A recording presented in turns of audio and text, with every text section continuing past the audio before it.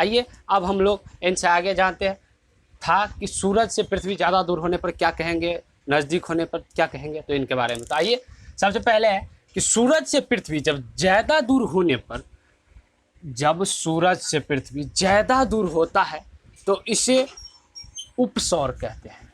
उपसौर नहीं, अपसौर कहते हैं। क्या कहते हैं? अपसौर। अपसौर है। बातों को समझ रहे? जब सूरज पृथ्वी से ज़्यादा दूर पर हो तो इसे अपसौर कहते हैं, और जब पृथ्वी से सूरज नज़दीक हो, सबसे नज़दीक हो, तो इसे उपसौर कहते हैं। समझ रहे हैं बातों को? सूरज जब पृथ्वी से ज़्यादा दूर रहता है तो उसे अपसौर कहते हैं, अपसौर, और जब नज़दीक रहता है तो उसे उपसौर कहते हैं। इन बातों को समझ गए? अपसौर उपसौर क्या है समझ गए? अपसौर जब सूरज से पृथ्वी ज़्यादा दूर पर हो अपसौर, और ज़्यादा नज़दीक पर हो तो उपसौर। इन बातों को समझ गए? अब है अपसौर। अपसौर ये 4 जुलाई को होता है, वर्ष में 4 जुलाई को होता है। कब होता है? 4 जुलाई को होता है। लगभग 15.21 करोड़ किलोमीटर दूर रहता है। वैसे अप्रॉक्सीमेट आपको पता है कि 14.98 करोड़ किलोमीटर है, लेकिन जब सबसे दूर होता है तो 15.21 करोड़ दूर होता है, और इनसे ज़्यादा दूर नहीं होता। जब इतना दूर होता है तो इन स्थिति में इन्हें हम लोग अपसौर कहते हैं। और है जब सूरज से पृथ्वी कम दूर होने पर उपसौर कहते हैं। ये घटना 3 जनवरी को, कब? 3 जनवरी को होता है, उपसौर इसे कहते हैं। समझ गए?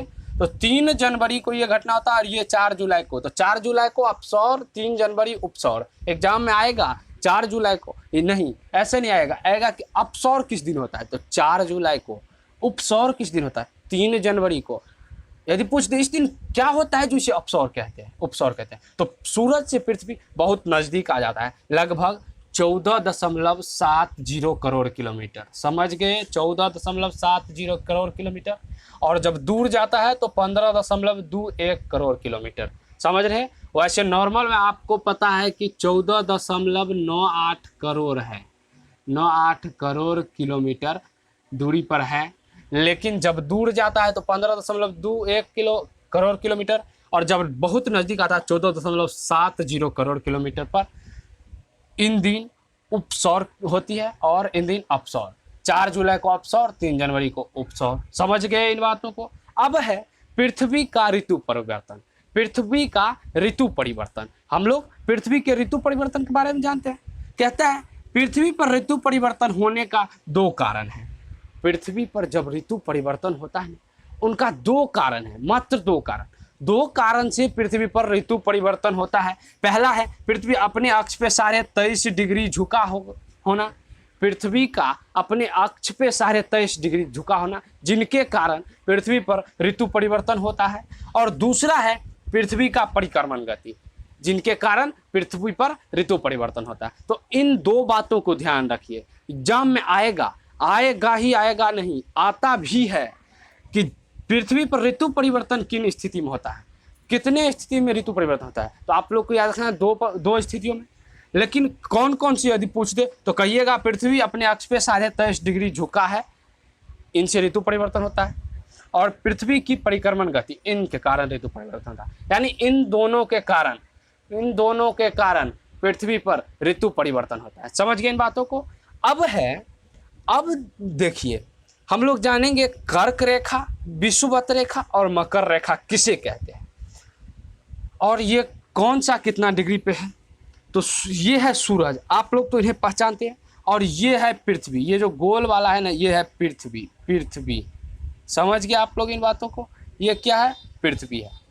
अब हम लोग सूरज और पृथ्वी, तो जब सूर्य का लंबवत किरण, ये है कर्क रेखा। समझ गए आप लोग? ये कर्क रेखा, विषुवत रेखा, मकर रेखा, इन 3 रेखा को पहचान गए। कर्क रेखा पृथ्वी के ऊपरी भाग से गुजरा है, विषुवत रेखा पृथ्वी के बीचों बीच गुजरा है, और मकर रेखा पृथ्वी के निचले भाग से गुजरा है। समझ गए?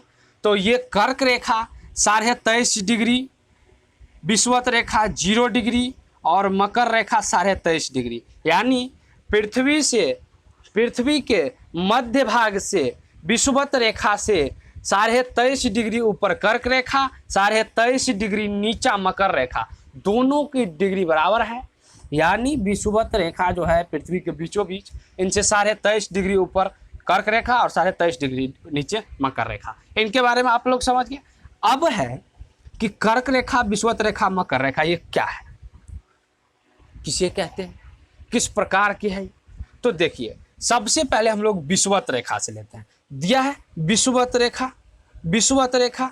अब यहाँ पे 21 मार्च बसंत विषु, इनके बारे में आप लोग समझिए क्या दिया हुआ है। तो कहता है जब सूर्य की लंबवत किरण विषुवत रेखा पर पड़ती है, जब सूर्य की लंबवत किरण विषुवत रेखा पर पड़ती है तो उस दिन दिन और रात दोनों बराबर होता है। क्या होता है? दोनों बराबर होता है। जब सूर्य की लंबवत किरण विषुवत रेखा पर जाता है, पड़ता है, तो उस दिन दिन और रात दोनों बराबर होगा। और ये घटना 21 मार्च को होता है, वर्ष में एक बार होता है ये घटना 21 मार्च को, जिसे हम लोग बसंत विषु के नाम से जानते हैं। किसके नाम से? तो बसंत विषु के नाम से। देखिए बसंत विषु के नाम से जानते हैं। किनके नाम से जानते हैं? बसंत विषु से, विषु के नाम से। तो आप लोग विषुवत रेखा के बारे में समझ गए। क्या समझे विषुवत रेखा के बारे में? कि जब सूर्य की लंबवत किरण विषुवत रेखा पर पड़े तो उन दिन दिन और रात दोनों बराबर होता है। और ये घटना 21 मार्च को होता है। ये घटना 21 मार्च को होता है। और इन दिन को बसंत विषु कहा जाता है। क्या कहा जाता है? बसंत विषु। तो आप लोग इन बातों को ध्यान रखिए कि 21 मार्च बसंत विषु, इस दिन सूर्य की लंबवत किरण डायरेक्ट विषुवत रेखा पर पड़ती है। समझ रहे हैं बातों को? तो इन घटना को, ये घटना 21 मार्च को होता है और इसे बसंत विषु कहते हैं। इन बातों को समझ गए। अब दूसरा है कर्क रेखा। क्या है? कर्क रेखा। तो आइए हम लोग कर्क रेखा के बारे में जानते हैं। क्या है कर्क रेखा के बारे में? सबसे पहला है कर्क रेखा। अब कहता है कि जब सूर्य की लंबवत किरण कर्क रेखा पर पड़े तो क्या होगा। पहले तो आप लोग विषुवत रेखा के बारे में अच्छे से जान गए कि जब सूर्य का लंबवत किरण विषुवत रेखा पर पड़े तो दिन और रात बराबर होता है, ये तो आप लोग समझ गए। लेकिन कहता है कि यदि सूर्य की लंबवत किरण कर्क रेखा पर पड़े तो क्या होगा। तो जब सूर्य की लंबवत किरण कर्क रेखा पर पड़ेगा तो इस दिन उत्तरी गोलार्ध में सबसे बड़ा दिन होगा और सबसे छोटी रात होगी। समझ रहे हैं बातों को? समझ रहे हैं बातों को? कर्क रेखा पर जब सूर्य का लंबवत किरण पड़ेगा तो उत्तरी गोलार्ध में सबसे बड़ा दिन और सबसे छोटा रात होगा। ये घटना 21 जून को होता है। 21 जून को। समझ रहे हैं बातों को?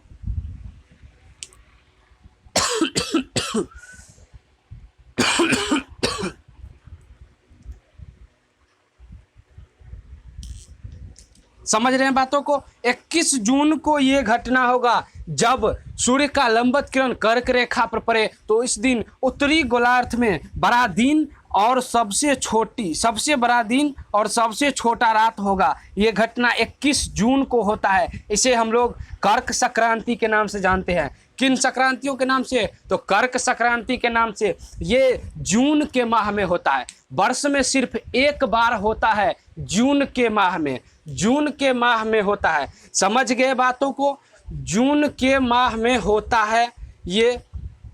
तो आप लोग इन बातों को समझ गए इन बातों को। 21 जून को कर्क संक्रांति होता है। उस दिन कर्क रेखा उत्तरी गोलार्ध में बड़ा दिन और दक्षिणी गोलार्ध में, उत्तरी गोलार्ध में बड़ा दिन, सबसे बड़ा दिन और उस सबसे छोटा रात होती है। समझ रहे हैं बातों को? समझ रहे हैं बातों को?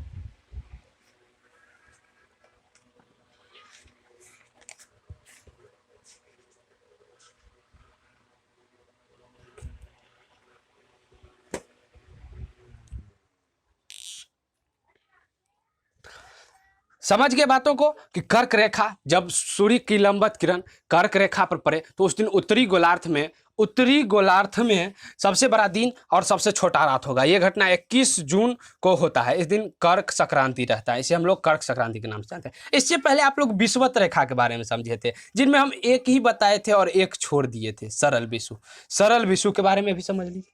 यानी विषुवत रेखा पर जब सूर्य की लंबवत किरण पड़ती है, जब सूर्य की लंबवत किरण विषुवत रेखा पर पड़ती है तो उन दिन दिन और रात बराबर होता है। और यह घटना 21 मार्च और 23 सितंबर 2 दिन होता है। हम इससे पहले एक दिन बोले थे, वो उतना इम्पोर्टेंट नहीं था, लेकिन देखिए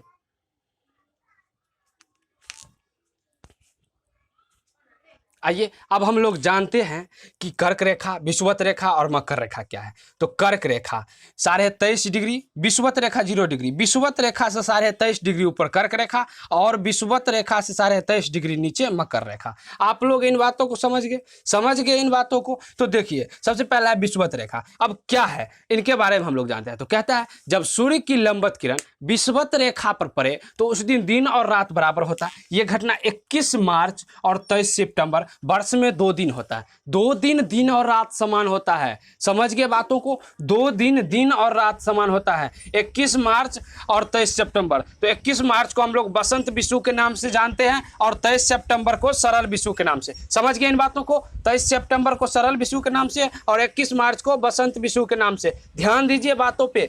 विषुवत रेखा के बारे में आप लोग समझ गए। अब दूसरा है कर्क रेखा। कर्क रेखा कहता है जब सूर्य की लंबवत किरण कर्क रेखा पर पड़े तो उस दिन उत्तरी गोलार्ध में सबसे बड़ा दिन और सबसे छोटा रात होगा। ये घटना 21 जून को होता है, सिर्फ 21 जून को वर्ष में एक बार, जिन्हें हम लोग कर्क संक्रांति के नाम से जानते हैं। किसके नाम से? कर्क संक्रांति के नाम से। तीसरा है मकर रेखा। मकर रेखा कहता है कि जब सूर्य का लंबवत किरण मकर रेखा पर पड़े तो इस दिन दक्षिणी गोलार्ध का सबसे बड़ा दिन होगा और सबसे छोटी रात होगी। ये घटना 22 दिसंबर को होता है। इसे मकर संक्रांति के नाम से जाना जाता है। किसके नाम से? मकर संक्रांति के नाम से। तो आप लोग इन 3 रेखा के बारे में समझ गए, विषुवत रेखा, कर्क रेखा, मकर रेखा। क्या समझे कि जब विषुवत रेखा पे सूर्य की लंबवत किरण पड़ती है तो इन दिन और रात बराबर होती है और ये घटना वर्ष में 2 बार होता है। पहला 21 मार्च को जिसे बसंत विषु के नाम से जानते हैं और दूसरा 23 सितंबर को जिसे सरल विषु के नाम से जानते हैं। दूसरा था कर्क रेखा। जब सूर्य की लंबवत किरण कर्क रेखा पर पड़े तो इस दिन उत्तरी गोलार्ध में सबसे बड़ा दिन होगा और सबसे छोटी रात होगी। ये घटना 21 जून को होती है। इसे कर्क संक्रांति के नाम से हम लोग जानते हैं। और तीसरा है मकर रेखा। मकर रेखा जब सूर्य की लंबवत किरण मकर रेखा पर पड़े तो इस दिन दक्षिणी गोलार्ध में सबसे बड़ा दिन होगा और सबसे छोटी रात होगी और ये घटना 22 दिसंबर को होता है। इसे मकर संक्रांति के नाम से जाना जाता है। किन के नाम से? मकर संक्रांति के नाम से। और यह घटना कब होता है? 22 दिसंबर को। तो आप लोग पृथ्वी के गतियां के बारे में अच्छे से समझ गए, कोई डाउट नहीं है, कोई प्रॉब्लम नहीं है। यदि कोई प्रॉब्लम है तो आप लोग कमेंट कर सकते हैं। और आज के लिए इतना तक ही। हम पृथ्वी गतियां में इससे आगे और बताएंगे। अभी थोड़ा ही हम लिए हैं, बस कर्क रेखा, विषुवत रेखा, मकर रेखा और इनसे पहले 2-3 टॉपिक बताए हैं जो कि पृथ्वी गतियां संबंधित है। इसके बाद हम लोग और पृथ्वी से गतियां के बारे में पढ़ेंगे। तो आज के लिए इतना तक ही दोस्तों। तो चलिए आज के लिए धन्यवाद। और आप लोग वीडियो को लाइक कीजिए, लाइक सबसे ज़्यादा कीजिए और सबसे ज़्यादा आपको शेयर करना है। समझ गए? शेयर करना है, शेयर कीजिए वीडियो को। समझ गए आप लोग? लाइक, शेयर एंड सब्सक्राइब, ये तीनों आप लोग करिए। सब्सक्राइब कीजिएगा तो मेरा वीडियो आपको नया नया मिलेगा। यदि आपको मेरा वीडियो अच्छा लग रहा है तभी सब्सक्राइब कीजिए, यदि अच्छा नहीं लग रहा है सब्सक्राइब करने की कोई ज़रूरत नहीं है। समझ गए आप लोग? और लाइक कीजिए, शेयर कीजिए, जितना हो सके शेयर कर सकते हैं आप लोग। समझ गए? तो आप लोग पृथ्वी की गतियाँ, ज्योग्राफी से संबंधित पृथ्वी की गतियाँ के बारे में समझ गए। तो चलिए आज के लिए इतना तक ही। हम लोग पृथ्वी की गतियाँ में इनसे आगे और पढ़ेंगे नेक्स्ट क्लास में। तो चलिए आज के लिए धन्यवाद।